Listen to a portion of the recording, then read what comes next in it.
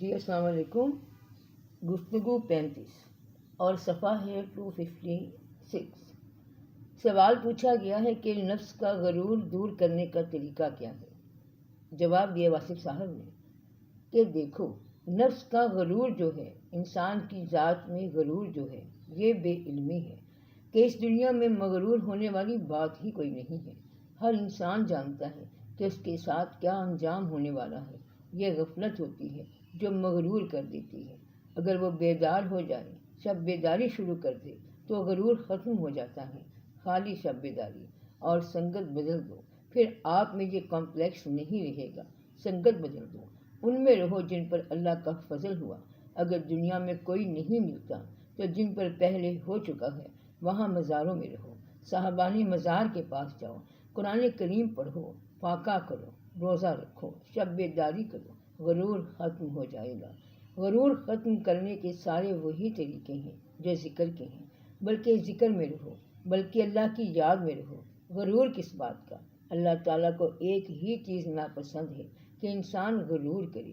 عاجزی میں رہو۔ اللہ کے بندے زمین پر اترا کے نہ چلو، اور زمین پر آہستہ سے پاؤں رکھو۔ زمین پر بھی پاؤں آہستہ رکھو، پھر انسان کا غرور ختم ہو جائے گا۔ قدم کا حساب رکھو کہ آپ کا کوئی قدم غافل تو نہیں پڑ رہا۔ اگر قدم غافل ہے تو سمجھو کہ پریشان ہونے کا خطرہ ہے۔ اپنے قدم کو دیکھو کہ کہاں پڑ رہا ہے، احتیاط سے دیکھو۔ پاؤں کے نیچے کوئی پھول کی پتی آئے تب بھی آپ کو آگاہ ہونا چاہیے۔ بڑی احتیاط سے چلنے والی بات ہے۔ اپنے گھروں میں پلنے والی جو امانتیں ہیں ان کی طرف نگاہ کیا کرو۔ غرور کبھی نہیں آئے گا۔ یہ سارے کے سارے لوگ جو آپ کی زیر سرپرستی چل رہے ہیں، ان کی عافیت کے لیے سوائے دعا کے اور کوئی چیز کام نہیں آتی۔ دعا کرنے والا غرور سے بچ جائے گا۔ اللہ کے دربار کے اندر رہنے والا، اللہ سے دعا کرنے والا، اس میں غرور نہیں پیدا ہوگا۔ مٹی کے قریب رہا کرو، غرور نہیں پیدا ہوگا۔ مطلب یہ ہے کہ ہم لوگ فرش کے اوپر رہتے ہیں اور فرش کے نیچے ہمارا مستقبل رہتا ہے، جہاں ہم نے جانا ہے۔ بس اس بات کا فاصلہ طے کر جاؤ، تب تو سمجھ آ جائے گی۔ زندگی اوپر گزر رہی ہوتی ہے اور انجام نیچے ہوتا ہے۔ تھوڑا سا فاصلہ ہے، فرش کا فاصلہ ہے، اور لمبا فاصلہ کوئی نہیں ہے۔ یہ فاصلہ نگاہ میں رہے تو بات سمجھ آ جاتی ہے۔ اس دنیا سے اس دنیا میں جانے والا انسان ادھر سے خالی لباس آ گیا اور یہاں سے صرف ایک کفن لے گیا، اور یہاں سے کچھ نہیں لے گیا۔ کوئی خزانہ ساتھ جانا نہیں گیا، کوئی خزانہ ساتھ جاتا نہیں۔ کیا نیک اعمال کی یاد ہی ساتھ گئی؟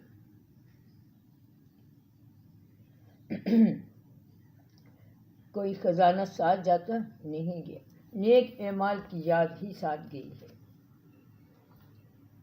کوئی خزانہ ساتھ گیا، کوئی خزانہ ساتھ جاتا نہیں گیا، نیک اعمال کی یاد ہی ساتھ گئی ہے۔ پھر یہاں جو اتنا بکھیڑا کرتا ہے وہ کیا ہے؟ تو غرور جو ہے وہ غلط ہو گیا۔ غرور جو ہے، اس کا ایک شعر اس نے کہا، میر صاحب ہے غالباً، کہتے ہیں کہ ہم قبرستان میں گئے تو پاؤں کسی انسان کی کھوپڑی پر پڑ گیا، پاؤں کے نیچے آ گئے۔ وہاں پر انہوں نے شعر کہا، ربائی تھی، کل پاؤں ایک کاسہ سر پر جو جا پڑا، یکسر وہ استخوان شکستہ سے چور تھا، آئی صدا کے دیکھ کے چل رہا بے خبر، میں بھی کبھی کسی کا سر پر غرور تھا، اور اس سر پر غرور کا انجام ہی اتنا ہے۔ وہ کہتا ہے کہ دیکھ کے چل، میں تجھ سے زیادہ مغرور تھا۔ اور ایک واقعہ بابا صاحب رحمۃ اللہ نے جو ریکارڈ کیا ہے، بابا فرید صاحب رحمۃ اللہ، پاک پتن شریف والے، انہوں نے ریکارڈ کیا ہے، جب وہ عالم تہجر میں تھے، سیر کر رہے تھے، مستی کا عالم تھا، انہوں نے دیکھا ایک گاؤں سے گزر رہے تھے، وہاں دیکھا کہ ایک عورت دوسری عورت کو مار رہی ہے۔ انہوں نے کہا، یہ کیا ہے، یہ کیا ہو رہا ہے؟ پوچھا لوگوں سے کہ یہ کیا ہو رہا ہے؟ کہتے ہیں کہ وہ اس کی نوکرانی ہے اور یہ اس کی مالکہ ہے، مار کیوں رہی ہے؟ کہتا ہے کہ اس نے اس کو کاجل لگایا تو اس میں ریت سی آ گئی، ریت کا ذرہ آ گیا تو یہ مار رہی ہے کہ تو نے آنکھ میں یہ ڈالا تو پریشانی ہو گئی۔ درویش آدمی نے غور کیا نہ کیا، چلے گئے۔ کہتے ہیں وہ کتنے سالوں کے بعد اپنے سفر کے بعد آئے تو بستی کے پاس سے گزرے، قبرستان میں قیام کیا۔ وہاں دیکھتے یہ ہیں کہ ایک قبر کھلی ہوئی تھی، قبر کا مشاہدہ کیا، चिड़िया ने वहाँ पर एक इंसानी खोपड़ी में घोंसला बना रखा था। अंदर बच्चे पैदा हो गए। चिड़िया जब चोग लाती तो बच्चे उसकी आंखों से बाहर अपनी चोंच निकालते और वो बैठ के दाना देती और चली जाती। उन्होंने देखा कि बच्चे आंख में से सर निकाल रहे हैं। बड़ा अजीबोगरीब महसूस हुआ कि उसकी आंखों के अंदर बच्चे बैठे हुए हैं। आलना बनाया हुआ है। फकीर ने फिर सोचा कि ये खोपड़ी किसकी है। देखा तो किसी औरत की खोपड़ी थी। कौन सी औरत है?